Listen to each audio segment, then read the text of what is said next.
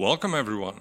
Today I'm going to walk you through an exceptionally short and rather funny speedrun to get the Finnish Him achievement in Hearts of Iron 4 as fast as possible. The achievement requires us to defeat the Soviet Union alone as Finland, and while that may sound difficult, I'll show you how to get it done with ease. We're playing on the current version of the game, Iron Man, historical, with all DLCs and no mods of course. Anyway, enjoy! We kick things off by researching paratroopers and transport ships, as well as basic machine tools. As with most of my runs, research isn't going to play a particularly important role, but paratroopers and transport ships are a must-have for the strategy. We barely have any industry, and the few military factories and the single dockyard that we start with are going to produce guns and convoys. We select political effort as our first focus, delete our starting divisions and put a single cavalry division into recruitment. Lastly, we request military access from the Soviet Union, a request that they very foolishly agreed to. Our initial goal is to start and win a civil war as fast as possible, which is quite easy. To get there, we need to hire the fascist advisor. Taking him on board unlocks the generic civil war decisions, and since we already fulfilled the requirements, we can proceed as soon as we've banked 50 political power. The following decision costs another 25, but we don't take it immediately once it's available. By waiting a bit before selecting the decision, we avoid running into a small bottleneck later. After igniting the civil war, we begin recruiting more cavalry units and deploy the one that we had in training directly next to the region in the east. It is going to take a tiny bit of the adjacent province before moving west. This gives us access to enough of our factories to switch production to transport planes and import the needed resources for it. Afterwards, we order the division to capture territory for us. The idea here is to snatch provinces from as many regions as we can to prevent the AI from spawning divisions here. I doubt that the civil war is going to be as easily cheesable after the upcoming DLC is released, but you can always roll back to this version of the game if you want to. Right now we're waiting until we've accumulated another 48 political power and begin a justification against Yugoslavia. The additional units are ready for deployment the day after. We place them adjacent to the splintered hostile territories and also order them to take more ground for us by giving them manual orders. Next we pick new tech to research now that transport ships and basic machine tools have finished, and select industrial effort as our next focus. What research we opt for moving forward is irrelevant for the strategy. We only need paratrooper tech and transport ships to be able to plan and execute naval invasions and airborne assaults. The civil war ends at the end of May, and our country is now referred to as Greater Finland, a name that we yet have to live up to. Our immediate concern is producing at least 50 transport planes. Without improving our industry a bit, we won't have enough by the time our war goal is ready in January 1937. Industrial effort, our current focus, is going to award us with a research boost, but we're more interested in the additional military factory that's provided to us by the subsequent focus. Once paratrooper research is finished, we put 8 of them, which is the maximum at the moment, into training. I assume you're already suspecting some dirty plays coming up, and you're right. We don't have enough planes to gain air superiority at the moment, nor do we have enough warships to achieve naval supremacy. So how are we going to actually use naval invasions and paradrops? And why justify against Yugoslavia? Well, you'll get your answers soon enough, don't worry, we're nearly there. We now go for armament effort and then army effort to gain some free army experience. We also deploy our paratroopers. We want to send them and our 4 brave horsemen to Germany, but in order to do that, we first need to join their faction. Hold up a second, does the achievement not explicitly forbid to join a faction? Well, yes and no. Due to the way the condition check was implemented, you only need to not be in a faction when capitulating and annexing the Soviet Union. Anything you do prior is irrelevant. We station our paratroopers in an airport near Cologne and our cavalry in Wilhelmshaven, and then wait a bit until army effort is finished.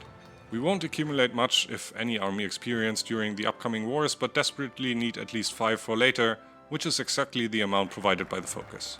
We've nearly assembled enough transport planes since we began producing them during the Civil War, and cancelled the production line after reaching a total of 50. You can produce whatever you like afterwards. I went for guns and support equipment, but anything goes. After the planes are deployed, we're pretty much set and ready. In 5 months from now, we'll be fighting the Soviets, but at the moment we're in no shape to do so. We first need to fill up our stockpiles with weapons. Foreign weapons to be specific, and manpower. France is the first nation that will involuntarily donate to our cause. They are guaranteeing the independence of Yugoslavia and are therefore going to join the upcoming war. We draw plans for our paratroopers to prepare for that. The war goal is ready on January 15th and we declare immediately. France surrenders within a day or two, which is our cue to begin a justification against Poland. We're at war with a major nation, but world tension isn't at maximum yet, meaning the justification takes 40 days to finalize. Because of the minimum threshold that a war has to last before a peace conference can fire, we have to wait a couple of days more before we can annex France. They never joined the Allies and didn't have a faction of their own, leaving us at war with Yugoslavia as well as Romania and Czechoslovakia, who entered the conflict because they also guaranteed Yogo. After we've annexed France and taken their navy, we set our garrison laws to no garrison and release France as a subject nation. We then copy over their infantry and cavalry division templates and start training 6 infantry and as much cavalry as we can afford equipment-wise. Lastly, we move our transport planes to an airport outside of the French northeastern air region and order our fleets and captured ships to Wilhelmshaven. Our next target is the United Kingdom. Taking them on with just paratroopers is tedious and can sometimes fail, but by utilizing both airborne assaults and naval invasions, we pretty much guarantee a win and also ensure that we can dictate when and how Britain falls. We draw up the plans for the invasion after the French divisions have been deployed. The infantry and most of the cavalry will remain in port cities, but 6 of them are joining the divisions in Wilhelmshaven. With only the first tier of transport ships research and not enough army experience to take the tip of the spear army spirit, we can only plan naval invasions with 10 divisions at a time. Afterwards, we use our 8 paratrooper divisions for a second airborne assault. There's a good chance that the operation is going to be interrupted by the Royal Air Force, which is why we target the most important ports first. Lastly, we prepare our fleets, set them on naval invasion support and pre-launch both operations. Shortly after the prep time for the naval invasion has passed, we get the war goal on Poland and declare immediately. World tension has exceeded the needed 25% threshold for handing out guarantees, and the UK did exactly that after Poland came under threat. This puts us at war with them right away and makes it possible for Romania and Czechoslovakia to join the Allies. When our paratroopers land in the UK, we send over the reinforcements from France. The paratroopers won't be able to hold against the attacking divisions, so bringing reinforcements over quickly is vital. After they've arrived, we give them manual orders to spread out, assist in the encirclement of London and push out of the landing grounds and clear the adjacent provinces in general. After we declared on Poland, we began fabricating a casus belli against Sweden. Since they support Romania via land-lease, the time needed to justify is even lower, just 10 days actually. Next on the list is Denmark. We don't require either for the achievement, but annexing them as well as Norway, who's going to get involved through a guarantee on Denmark and or Sweden, enables us to form the Nordic Empire. By the time both justifications are finished, we should be in a position to march into London whenever we feel like it. But before we do so, we begin a new justification against Mongolia, after the current one is complete, and select as many regions as possible to increase the time needed to justify slightly. We want to have a buffer to work with, otherwise the war goal might expire before we're ready. We also leave the Axis. After all wars have merged and the Scandinavian countries joined the Allies, we can send our divisions into London and put an end to this war. The following peace conference comes with no surprises. Having France as our puppet and never having called Germany into the war makes us the only beneficiary.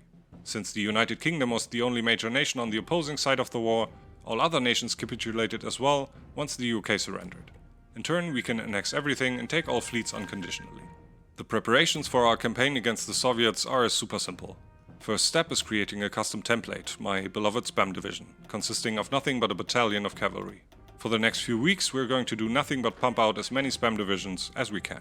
The first batch is limited to just 100 units due to the aforementioned constraints, which is why we needed additional prep time for this war. To raise that limit, we select all of our existing units and convert them to infantry divisions to increase our manpower in the field. A handful of them will need to relocate to the far east of the Soviet Union to support the later capture of Vladivostok.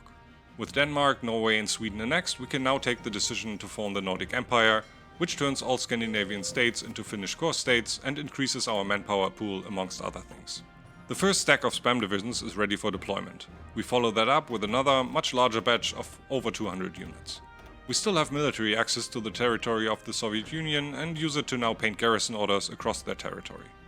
The first stack of spam divisions is going to cover regions to the east, along the borders with Manchukuo, Mongolia, Tannu-Tuva and Xinjiang. Victory points are sparse in those regions, with only Vladivostok being important, hence the support with regular infantry. The second batch is ready soon after. During their short training time, the justification against Mongolia finishes, meaning we have to declare war within the next 2 months. Although we've fielded over 300 spam divisions already, we want more. But our stockpile of guns has run dry. We delete our remaining infantry divisions, minus those deployed to Vladivostok, to reclaim the equipment for our spam units. The second stack gets orders to garrison the huge central chunk of the Soviet Union, spanning from Kazakhstan in the east to just outside of Moscow in the west and the Caucasus Mountains in the south. The last batch of them is going to garrison the much more densely populated areas. It's where most of the victory points and enemy troops are located. But even if our Zerg army isn't able to take over all Terran command centers, I mean cities of course, we'll still be able to win, since even territory without visible victory points does actually count towards the surrender progress. We now only need to wait for our divisions to spread out before we can finally make use of our war goal. Let me just fix a mistake I made earlier and appoint a different chief of army real quick. The Soviet Union is going to jump to Mongolia's defense shortly after the war begins, and in turn our garrison divisions can fulfill their purpose at last. We can now relax, sit back, and enjoy the fruits of our labor. You may of course intervene to win this war even faster, but I find this approach of seeing a plan unfold by itself much more enjoyable. Although there's a very slim risk that the spam divisions fail to take key cities, such as Sevastopol, Vladivostok and Leningrad. Let me use the opportunity to give a quick shout out to retired Hoi4 speedrunner Jacob. I'm sure many of you have seen the Red Finland strategy for the Finnish Him achievement, which also uses Order 66 to cap the Soviets. Well, Jacob, at least to my knowledge, was the first to come up with it back in 2021 and collaborated with Feedback Gaming to make it more widely known. I already have the achievement, so there won't be a pop-up, but I've tested it with friends and also checked the save file to see if the achievement flag has been set correctly. In total, this run took me 22 minutes real time to complete, and the final date on the counter is the 16th of July 1937. I hope you enjoyed the speedrun commentary, thank you very much for watching, take care and have a great day.